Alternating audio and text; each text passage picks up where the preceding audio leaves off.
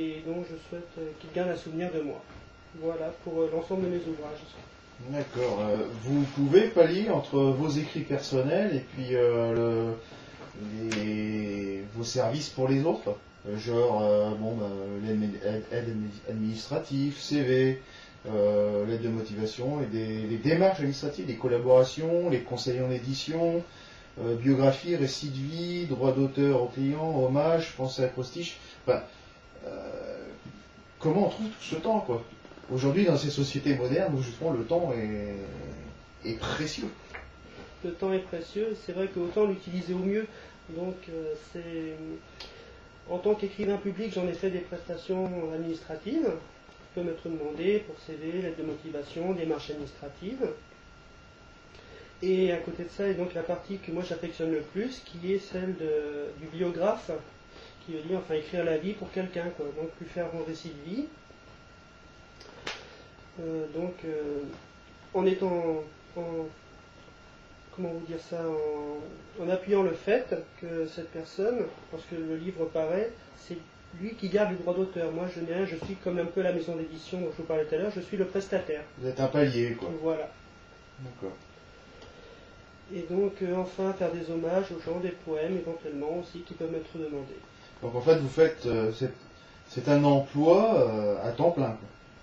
Ah bah c'est l'objectif, oui, c'est d'être à temps plein, de faire des collaborations, de suivre aussi les collaborations. C'est surtout ça le plus important, d'être dans la continuité, de savoir si la personne qui, par exemple, a commencé une collaboration, aboutit à un ouvrage, est-ce que si elle veut continuer ou pas, est-ce qu'elle a un cheminement, il y a beaucoup de choses après qui peuvent aller dans le même sens. Alors, c'est un travail ou c'est une passion? Bah, l'avantage c'est que c'est les deux. D'accord. C'est vivre de sa passion.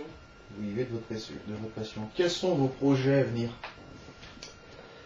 Les projets à venir, c'est vrai que c'est assez donc continuer les collaborations littéraires, justement, faire en sorte que les gens soient conscients qu'ils peuvent aussi bien inscrire leur nom dans l'histoire, les aider dans la publication, les aider aussi aux démarches les plus basiques en restant dans l'administratif. Et sinon, c'est vrai que m'investir peut-être dans d'autres choses, au niveau artistique, au niveau associatif. Voilà, il y a beaucoup de portes ouvertes. L'avantage, c'est quand vous rentrez dans l'écriture, vous la trouvez partout, quel que soit le domaine ou le champ d'application. Dans l'entreprise, vous la trouvez dans le secteur associatif, vous la trouvez dans le professionnel, partout. Donc c'est un avantage qui n'est pas des moindres. Est-ce que vous feriez l'objet de parution dans des revues spécialisées? Si tel était le cas, laquelle choisiriez-vous? Des revues spécialisées? Oui, vous avez l'histoire, vous pouvez avoir donc l'histoire, donc après l'archéologie, etc., etc. Vous avez aussi le domaine littéraire, vous avez donc des revues qui traitent que des romans, vous avez d'autres qui traitent que des sujets mystiques et autres, philosophiques. Vous avez des sujets qui sont du tout venant, pour monsieur et madame tout le monde.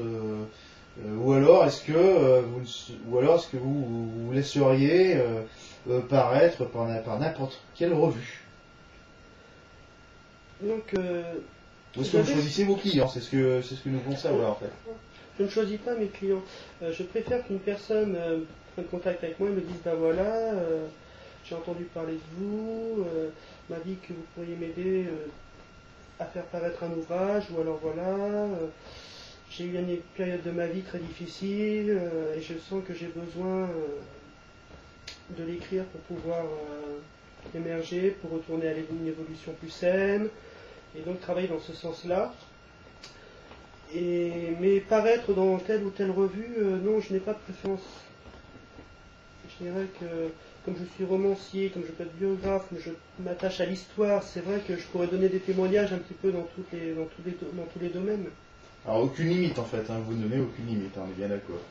Je ne donne aucune limite. Mais par contre vous choisissez quand même. Ah bah si on me donne le choix, je choisis, comme à chacun.